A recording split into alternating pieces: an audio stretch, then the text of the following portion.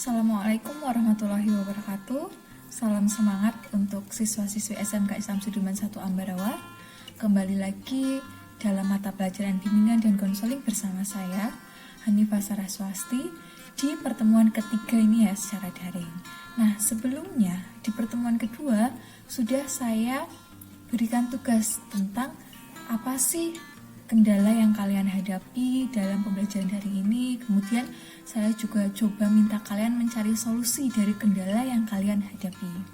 Ada yang mengatakan bahwa kesulitan untuk menerima ilmu atau memahami materi melalui daring. Kemudian ada yang bilang bahwa tugasnya banyak Bu, karena setiap daring, setiap guru memberikan tugas di setiap pertemuannya. Kemudian ada yang terkendala aplikasinya masih bingung, apalagi kalian ini masih baru ya.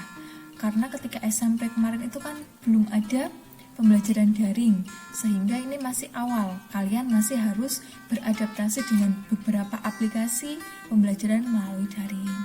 Oleh sebab itu, beberapa kendala yang siswa hadapi ini coba dari pihak sekolah mencari solusinya.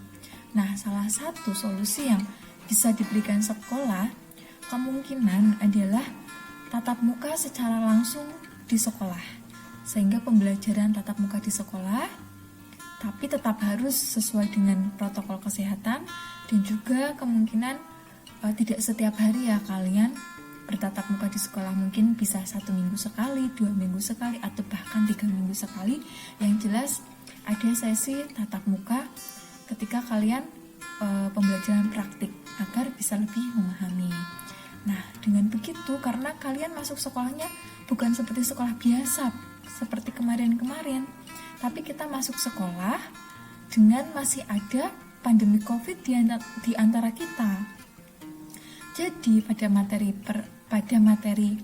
kali ini, Bu Hani akan memberikan informasi tentang hal-hal apa saja sih yang perlu dan penting dilakukan oleh siswa ketika dilaksanakannya pembelajaran tatap muka di sekolah di era new normal ini ya. Kita kan berusaha membuka normal yang baru, bukan normal yang sebelum pandemi COVID ya. Jadi dengan protokol kesehatan dan dengan berbagai macam kewaspadaan diri kita terhadap pandemi COVID ini. Oke, baik. Silakan dipahami dan ditonton video penjelasan materi dari saya. Oke, langsung menuju ke materi ya. Judulnya adalah Siap Sekolah di Era New Normal. New normal ini perlu saya tegaskan sekali lagi ya, karena kita masih ada di antara pandemi COVID, sehingga normalnya itu berbeda dengan sebelum ada COVID. Ketika melakukan KBM tatap muka, maka ada beberapa hal yang harus kita perhatikan dan kita waspadai. Nah, kenapa sih kita melakukan tatap muka, KBM tatap muka, sedangkan pandemi COVID ini belum benar-benar berakhir?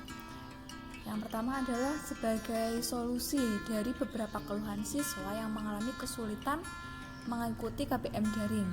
Kemudian ketika melakukan KBM tatap muka pun sekolah sudah melakukan analisis ya.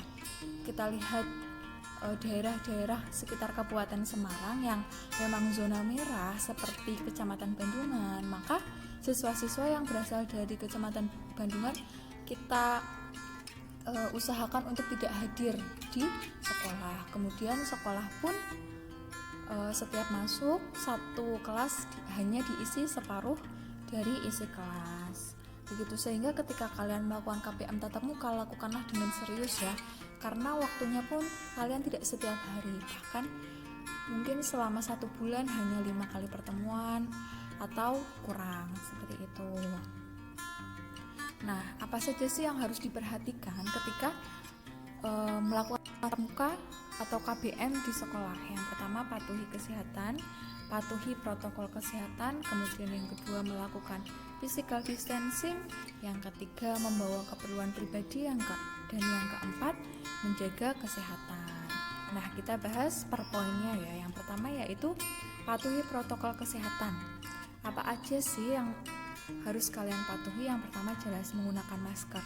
Silakan kalau dari rumah Pastikan berangkat menggunakan masker dan di dalam kelas juga menggunakan masker. Pulang kelas pun masih tetap menggunakan masker ya. Kemudian cuci tangan. Di sekolah sudah disediakan banyak tempat untuk cuci tangan. Jadi silakan sebelum masuk kelas kalian cuci tangan terlebih dahulu menggunakan sabun ya. Karena sabun juga sudah tersedia. Kemudian cek suhu tubuh.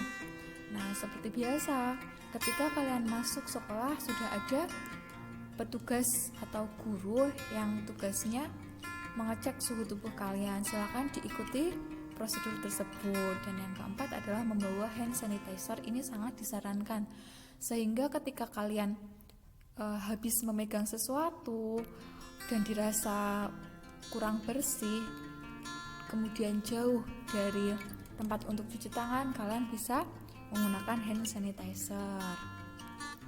Kemudian yang kedua yaitu physical distancing atau jaga jarak. Silakan jangan berdempet-dempetan ya dengan teman. Tempat duduk pun kita sudah bikin selang-seling ya. Satu meja diisi satu orang, yang biasanya diisi 2, untuk saat ini hanya diisi 1. Nah, kemudian tidak melakukan kontak fisik. Biasanya kita kan salim-salim ya, kalian saliman sama guru ataupun sekedar nepok teman seperti itu kan. Nah, silakan untuk saat ini dihindari dulu kontak fisik. Jangan bersentuhan dengan teman, jangan salaman dengan guru. Salaman dengan guru cukup diganti dengan menyapa saja ya, tidak perlu dengan jabat tangan seperti itu. Kemudian menggunakan transportasi sendiri ini memang lebih aman dan lebih disarankan. Jadi sebisa mungkin yang bawa motor ya bawa motor aja sendiri, atau minimal dengan teman yang berada di lingkungan sekitar. Kalau tidak bisa menggunakan motor atau tidak ada motor, bisa minta antar keluarga. Kemudian bagi yang tidak ada motor dan orang tua tidak bisa mengantar, bisa menggunakan Gojek seperti itu. Jadi meminimalisir penggunaan transportasi umum ya, seperti angkot. Karena ketika kita berada di angkot kan sangat riskan ya, potensi untuk terkena COVID-nya lebih tinggi daripada ketika kalian menggunakan transportasi sendiri. Kemudian yang keempat, tidak berkerumun. Jadi ketika menunggu jam masuk, silakan ngobrol sama temennya boleh, tapi jangan yang bergerombol, jangan berkerumun. Hindari berkerumun dan tetap melakukan physical distancing. Kemudian poin yang ketiga adalah membawa keperluan pribadi. Apa saja sih keperluan pribadi? Yang pertama adalah bekal makan. Karena kita tidak ada jam istirahat, jadi full.